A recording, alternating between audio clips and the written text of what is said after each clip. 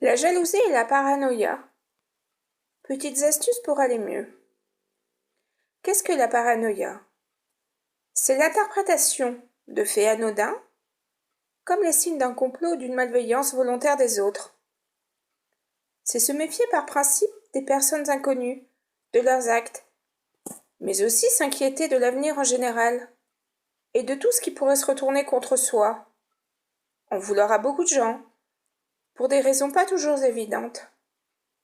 Et enfin, faire preuve d'une grande rigidité dans la plupart des situations relationnelles. La sensitivité correspond à une grande susceptibilité un peu systématique, avec un vécu douloureux et dépressif. Dépressif de la malveillance des autres, sur un mode plus défensif qu'agressif.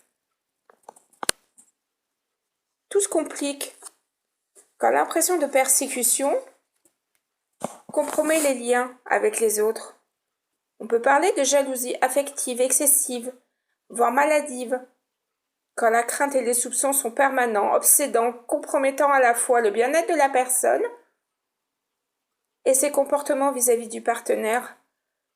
La jalousie se nourrit du manque de confiance en soi, des cicatrices anciennes mal refermées après des ruptures ou des humiliations, des mauvais traitements antérieurs aussi peuvent jouer.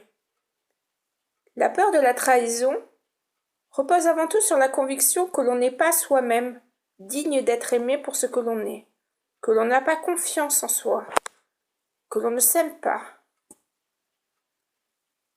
Chaque fois que vous sentez monter une frustration ou un ressentiment très fort, essayez de ne pas réagir trop vite, de vous arrêter au premier degré sur le sentiment qui vous habite. La colère est peut-être aussi dirigée contre vous-même, et même certainement contre vous-même, plutôt que des choses, des gens.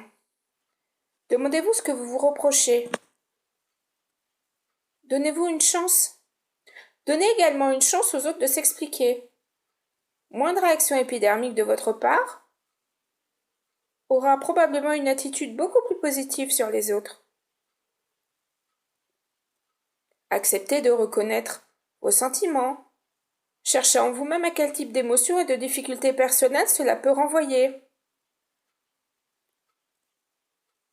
Dites à l'autre qu'il peut s'expliquer.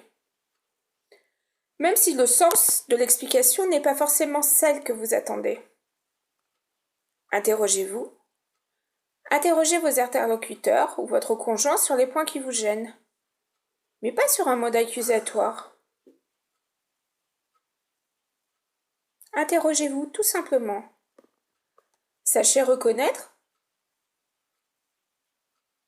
votre tendance à la possessivité, au manque de confiance en l'autre.